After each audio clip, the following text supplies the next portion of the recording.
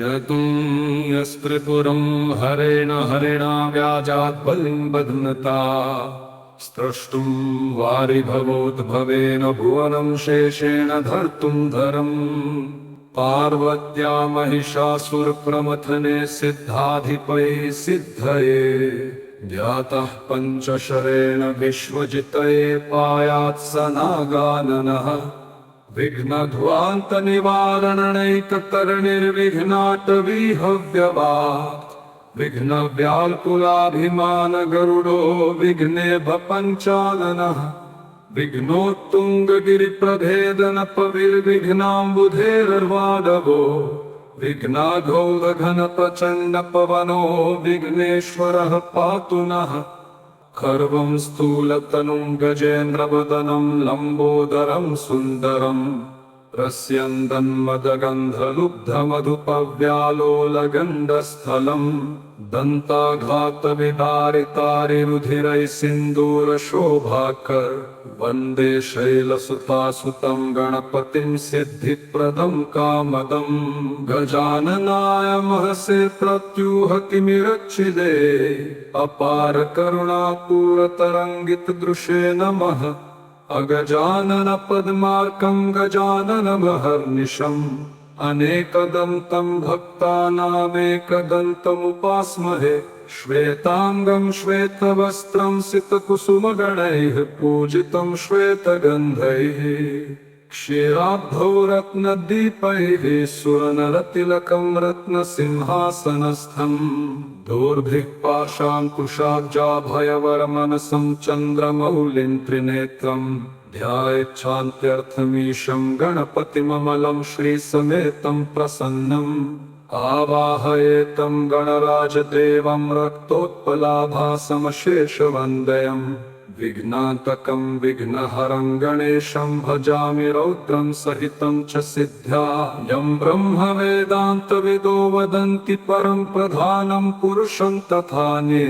विश्वोद्गते कारणमीश्वरं वा तस्मै नमो विघ्नविनाशनाय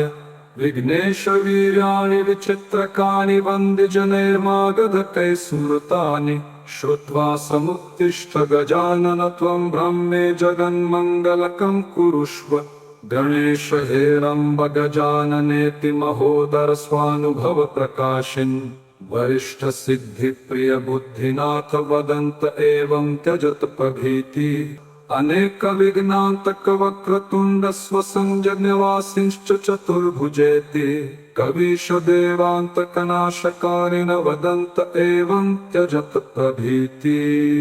अनंत चिद्रूपमयं गणेशं ह्यभेद भेदादिविहीनमाद्यं हृदिप्रकाशस्य धरं स्वधिस्तं तमेकदन्तं शरणं व्रजामः विश्वादिभूतं हृदि योगिनां वै प्रत्यक्षरूपेण विभान्तमेकं सदा निरालम्बसमाधिगम्यं तमेकदन्तं शरणं व्रजामः यदीयवीर्येण समर्थभूता मायतया सन्नचितं च विश्वं नागात्मकं ह्यात्मतया प्रतीतं तमेकदन्तं शरणं व्रजामः सर्वान्तरे संस्थितमेकमूढं यदाज्ञया सर्वमिदं विभाति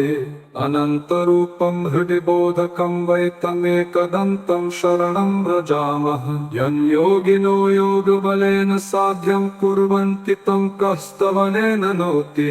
अतः प्रणामेन सुसिद्धिदोस्तु तमेकदन्तं शरणं व्रजामः देवेन्द्रमौलिमान्दारमकरन्दकणारुणाः विघ्नान् हरन्तु हिरम्बचरणाम्बुजरेणवः एकदन्तं महाकायं लम्बोदरगजाननं विघ्ननाशकरं देवं हिरम्बं प्रणमाम्यहम् यदक्षरपदभ्रष्टं मात्राहीनं च यद्भुवेत् तत्सर्वं क्षम्यतां देव प्रसीद परमेश्वर जतुं यस्त्रिपुरं हरेण हरिणा व्याजात् बलिं बध्नता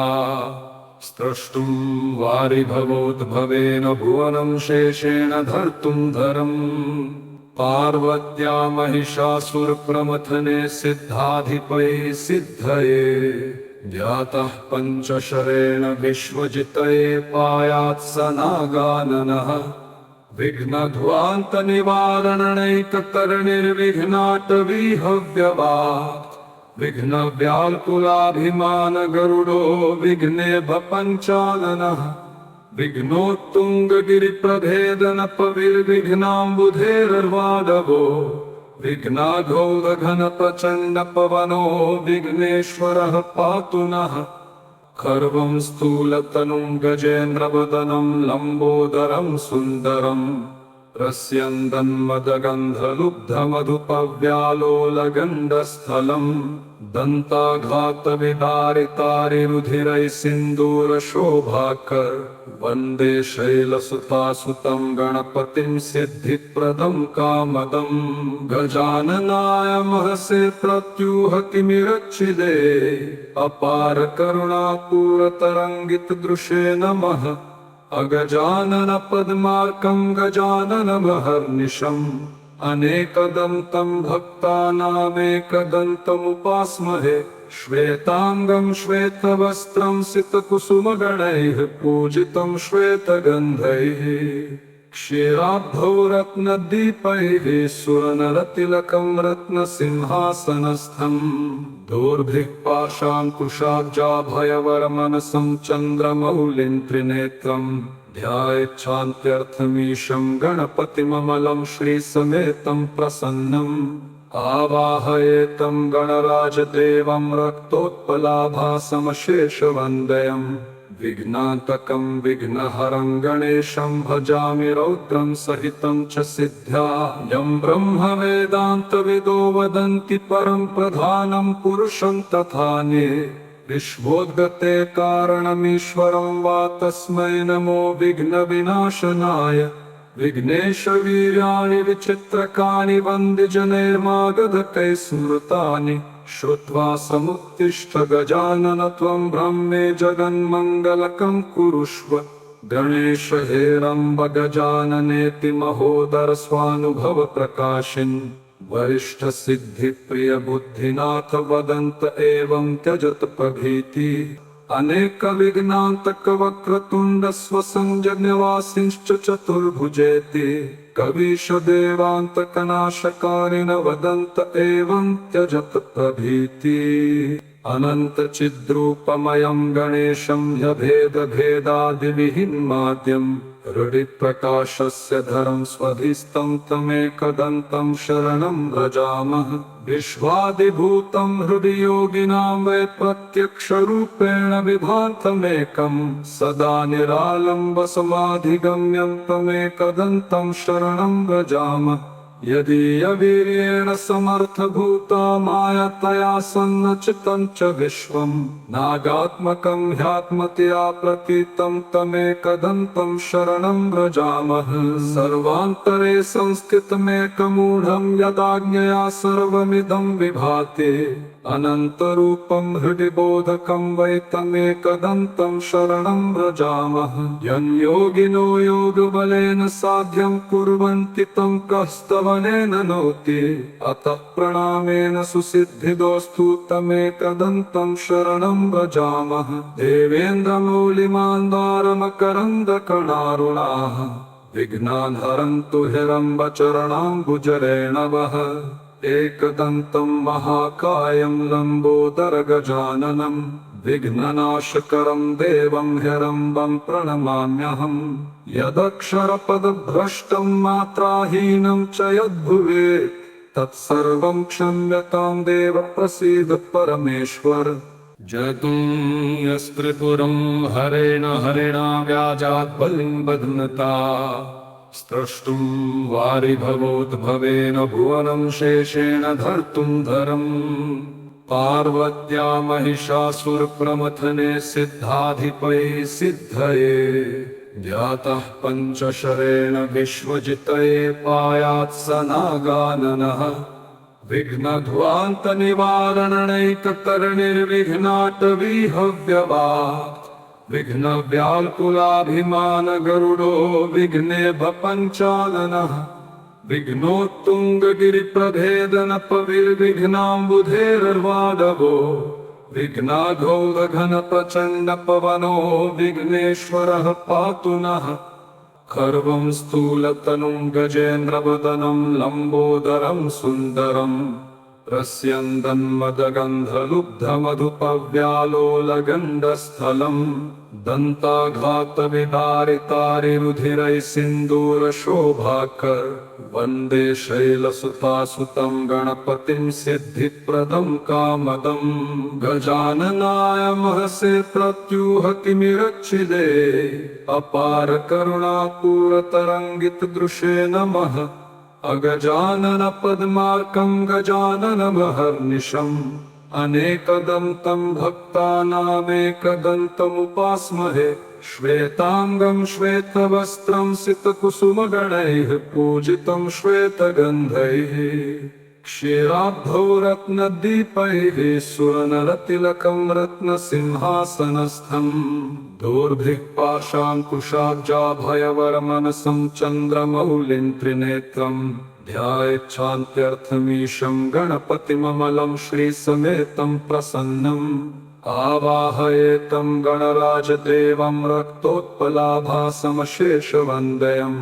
विघ्नान्तकं विघ्नहरं गणेशं भजामि रौद्रं सहितं च सिद्ध्या यं ब्रह्मवेदान्तविदो वदन्ति परं प्रधानं पुरुषं तथान्ये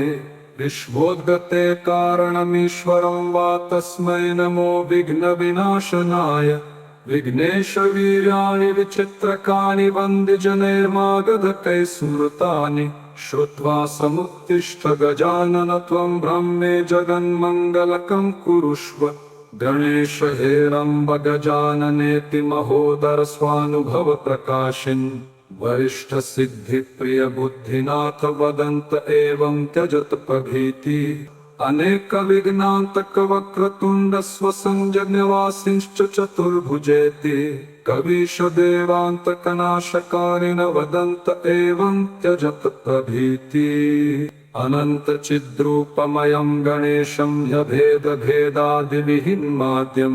हृदि प्रकाशस्य धरं स्वधिस्तं तमेकदन्तं शरणं व्रजामः विश्वादिभूतं हृदि योगिनां वै प्रत्यक्षरूपेण विभान्तमेकं सदा निरालम्बसमाधिगम्यं तमेकदन्तं शरणं व्रजामः यदीयवीर्येण समर्थभूता मायतया सन्नचितं च विश्वं नागात्मकं ह्यात्मतया प्रतीतं तमेकदन्तं शरणं व्रजामः सर्वान्तरे संस्थितमेकमूढं यदाज्ञया सर्वमिदं विभाति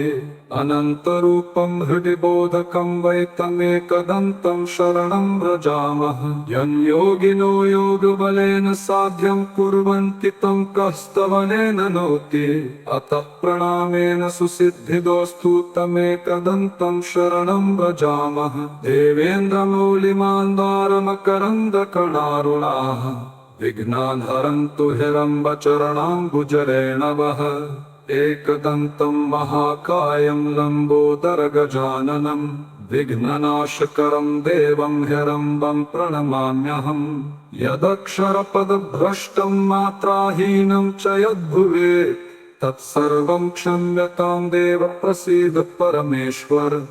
इति श्रीगणपतिस्तोत्रं सम्पूर्णम्।